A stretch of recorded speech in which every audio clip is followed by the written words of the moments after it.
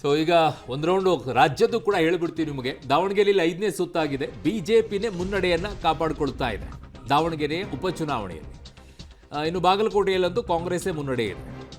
ಈ ಕಡೆ ತಮಿಳುನಾಡು ರಾಜಕೀಯದಲ್ಲಿ ವಿಜಯ್ ಹೊಸ ಸ್ಟಾರ್ ಆಗಿ ಕಾಣಿಸಿಕೊಳ್ತಾ ಇದ್ದಾರೆ. ಕಾರಣ 103 ಈಗ ಅವರು ಮುನ್ನಡೆಯಲ್ಲಿರೋದು. 134 ಆಗೋಗಿದೆ ಸರ್.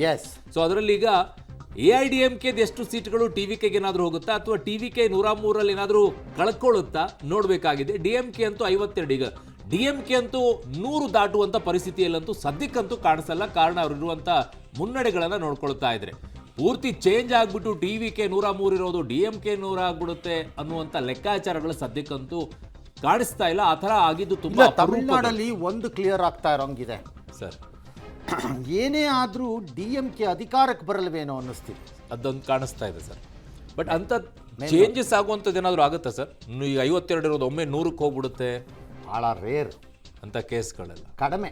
ಈ ಟೈಮಿಂಗ್ ಇನ್ನೊಂದು ಅವರ್ ಆಗಲಿ, ನೋಡೋಣ ಅವಾಗ ಗೊತ್ತಾಗುತ್ತೆ ಚಿತ್ರ. ಇನ್ನೊಂದು ಅವರ್, ಯಾಕಂದರೆ ಈಗೆಲ್ಲ 6, 7, 8ನೇ ಸುತ್ತಿನಲ್ಲಿ 5, 6, 7 ಈ ರೌಂಡ್ಸಲ್ಲಿ ಇರ್ತಾರೆ.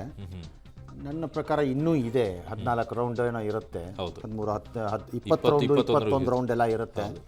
ಸೊ ಇನ್ನೊಂದು 7-8 ರೌಂಡ್ ಆಗಿಬಿಟ್ರೆ ಒಂದು ಚಿತ್ರ ಅವಾಗ ಗೊತ್ತಾಗುತ್ತೆ. ಓಕೆ.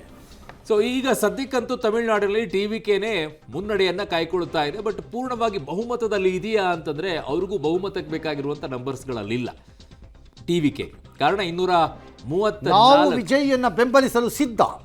ಅತಂತ್ರ ಫಲಿತಾಂಶವಾಗಬಹುದಾದ ಹಿನ್ನೆಲೆಯಲ್ಲಿ ಅಣ್ಣಾ DMK ಹೇಳ್ತಾ ಇದೆಯಂತೆ, ವಿಜಯ್ ಒಪ್ಪಿಕೊಳ್ಳಬೇಕು. ನಾವು ನಿಮ್ಮ ಮನೆಗೆ ಬರಬೇಕು ಅಂತಂದರೆ ಬಾಗಿಲು ತೆಗಿಬೇಕು, ತೆಗೆದ್ರೆ ಬರ್ಬೋದು. ಹಾಗೆ ನನಗೆ ಗೊತ್ತಿಲ್ಲ ಇದು ಯಾರು ಏನಾಗುತ್ತೆ ಅಂತ. But somebody will have to support somebody. ಆ ಪರಿಸ್ಥಿತಿ ಬರುತ್ತೆ ತಮಿಳ್ನಾಡಲ್ಲಿ. ಅದು TVKಗೆ DMK ಕೊಡುತ್ತಾ ADMK ಕೊಡುತ್ತಾ ನೋಡಬೇಕು. ಯಾರೋ ಒಬ್ಬರು ಕೊಡಬೇಕಾಗತ್ತೆ. ಅಣ್ಣಾ DMKನವರು ಈ ಘೋಷಣೆಯನ್ನು ಮಾಡ್ತಿದ್ದಾರೆ ಅಧಿಕೃತವಾಗಿ ಅಂತಂದರೆ ಹೆಚ್ಚು ಕಡಿಮೆ ಈ ನಂಬರ್ಗಳು ಹೋಲ್ಡ್ ಆಗತ್ತೆ ಅಂತ ಅನ್ನಿಸ್ತಿದೆ. ಯಾಕಂದರೆ ಪೊಲಿಟಿಕಲ್ ಪಾರ್ಟಿಗಳಿಗೆ ಕ್ಷೇತ್ರವಾರು ತಮ್ಮ ಪರಿಸ್ಥಿತಿ ಏನು ಅನ್ನೋದು ಗೊತ್ತಿರುತ್ತೆ. ಎಲೆಕ್ಷನ್ ಕಮಿಷನ್ಗಿಂತ ಫಾಸ್ಟಾಗಿ ಗೊತ್ತಿರುತ್ತೆ. ಒಂದು 5-6 ವ್ಯತ್ಯಾಸ ಆಗ್ಬೋದು, ಗೊತ್ತಾಗ್ಬಿಡುತ್ತೆ ಅವ್ರಿಗೆ. ಓಹೋ ಇದು ಇಲ್ಲಿಗೆ ಬಂತೀಗ ಅಂತ. ಹಾಗಾಗಿ DMK ಹೆಡ್ ಕ್ವಾರ್ಟರ್ಸಲ್ಲಿ ಮೌನ ಅಂತ ಪಬ್ಲಿಕ್ ಟಿವಿಲಿ ಹಾಕಿದ್ರೆ ಅರ್ಥ ಏನು ಅಂದರೆ ಅವ್ರಿಗೆ ಅರ್ಥವಾಗಿದೆ ಅಂತ. ಅಲ್ಲಿಗೆ ಮುಗೀತಾ ಬರ್ತಾ ಕಳ್ಕೊಂಡಿದ್ದಾರೆ ಅಧಿಕಾರ. ಎಸ್. ಸೊ ಇದು ತಮಿಳುನಾಡಿನ ಒಂದು ಚಿತ್ರಣ. ಪಶ್ಚಿಮ ಬಂಗಾಳಕ್ಕೆ ಹೋಗೋದಾದ್ರೆ ನಂಬರ್ಸ್ನ ನಾನಾಗಲೇ ಹೇಳ್ತಾ ಇದ್ದೀನಿ ನಿಮಗೆ. BJPದು ಕಡಿಮೆ ಅಂತೂ ಆಗ್ತಾ ಇಲ್ಲ, ಅದು ಇನ್ಕ್ರೀಸ್ ಆಗ್ತಾನೆ ಹೋಗ್ತಾ ಇದೆ. 168ಕ್ಕೆ ಹೋಗ್ತಾ ಇದ್ದಾರೆ. ಬೇಕಾಗಿರುವಂಥದ್ದು 146, 147. ಕಾಂಗ್ರೆಸ್ಸಿಗೆ 3 ಬಂದಿದೆ. 3 ಬಂದಿದೆ. ಕಳೆದ ಬಾರಿ 1 ಇದ್ರು ಸರ್ ಅವರು. ಅದಕ್ಕೆ ನಾನು ಜೋರಾಗಿ ಹೇಳಿದ್ರಿ 3 ಬಂದಿದೆ ಅಂತ. 3 ಬಂದಿದೆ ಅಂತ ಏಕೆ?